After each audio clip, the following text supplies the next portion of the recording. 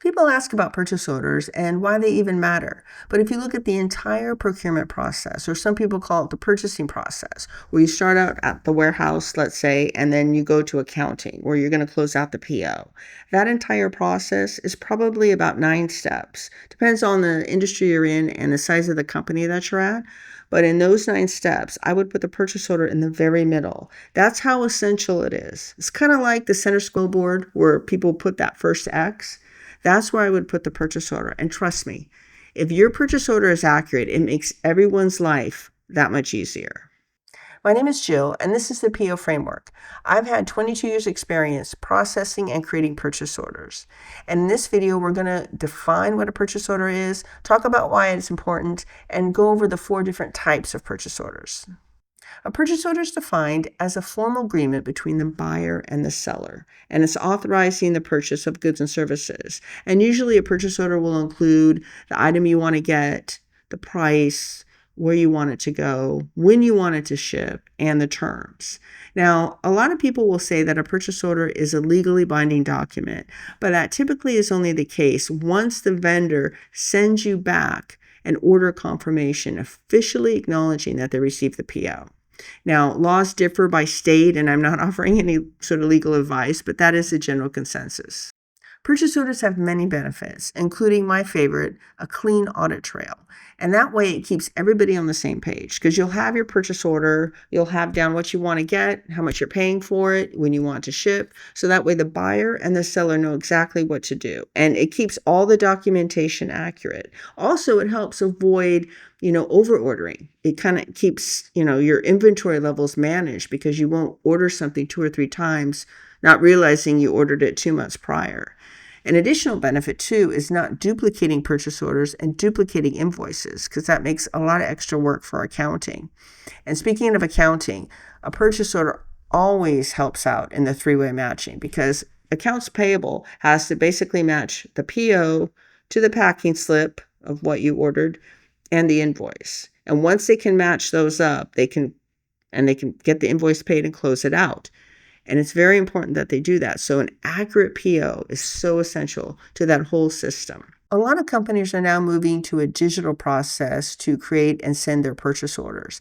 Now, no matter whether you use a manual system, like an Excel sheet, or you use a digital system or software, you're still going to need the same basic elements on the purchase order, no matter what form you use. And so we're going to go over the 4 types of POs. Now, the first type is a standard purchase order. This is the most common. And on that, you're going to see all the information you need. You're going to have the vendor name, the buyer information, the ship to information, and all the information that goes with the delivery.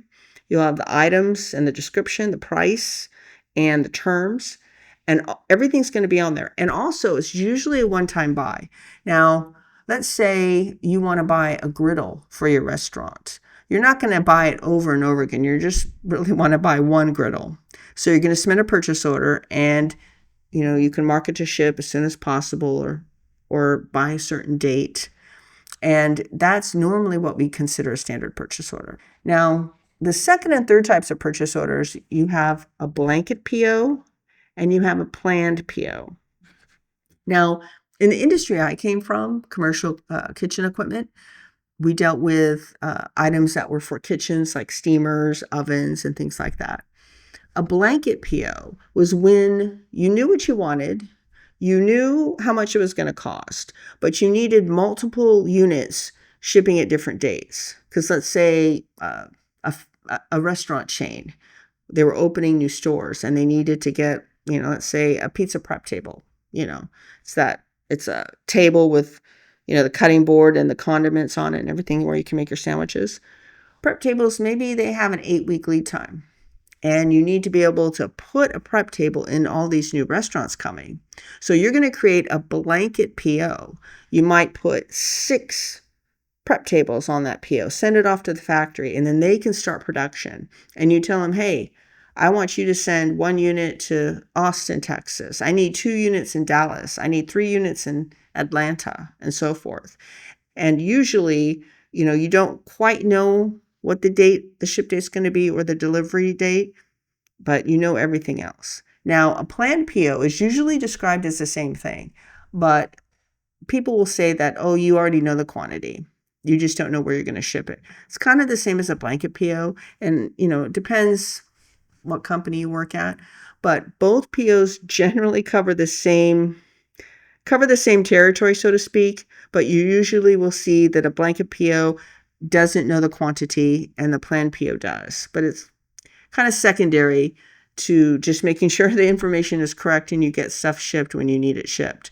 Because a lot of store openings, they'll either need that unit for when it opens, or they might need the unit if another unit goes down. They might need a quick replacement, and they can't afford to wait 8 weeks for a new one.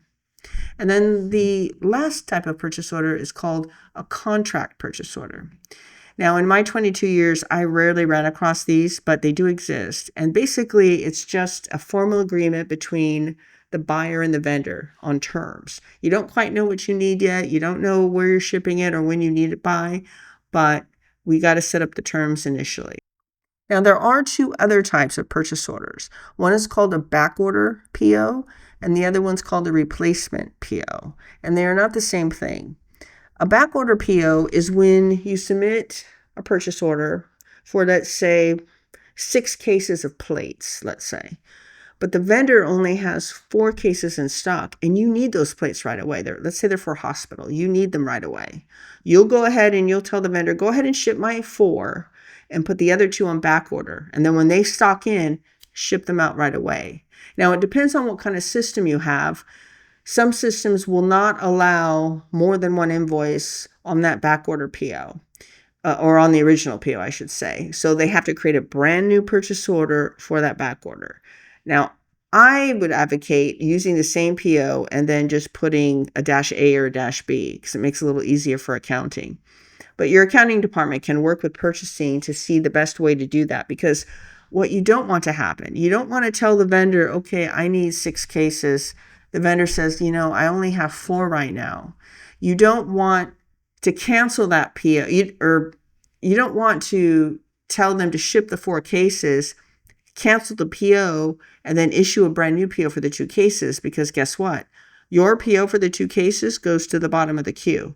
Everyone else ahead of you goes up the line. You want to maintain your place in line, so to speak, maintain your place in the queue. So you want to be able to keep your purchase order open. And then just, you could maybe, it depends on the relationship you have with the vendor, you can tell the vendor just to put an A on the end or submit something without losing your place in line. But again, it depends on the vendor and it depends on your system, what it will allow and what it won't. A replacement PO is different. That happens when, let's say, your order arrives, the griddle that you ordered, and unfortunately arrives damaged. So it depends on the vendor. Some vendors will go ahead and generate a replacement on their own. They'll get a new one made, especially if they don't have one in stock. They'll go into their system and they'll create a replacement PO to get, production going. And then they will ask the buyer, hey, do you want to send me a formal PO? It's a replacement. Maybe use the same PO number and put -RPL at the end. It just depends on what your system will support. That's how we usually did it. We just told them to put an RPL at the end because that way it would speed up things and you don't lose time. Because a lot of vendors, I'm in California, and if your vendor's in New York or East Coast and it's the end of the day, you could lose a good 24 hours before you get that replacement PO generated. So again, it just depends on your relationship with the vendor, but a replacement PO is basically reordering the same exact unit but a new version because the original one was damaged or had something wrong with it. Different purchase order structures basically help eliminate the friction between the vendor's production line and the customer's front door. Because, bottom line, customers don't really care what type of PO you use. They just want to make sure they get what they ordered when they need it by. That will make them very happy. And at the end of the day, if you have an accurate purchase order, you can help keep an eye on your cash flow. You can respect the vendor's time, and you can make your accounts payable very happy and ultimately the customer happy. If you like this video, please like and subscribe, and we'll see you in the next one.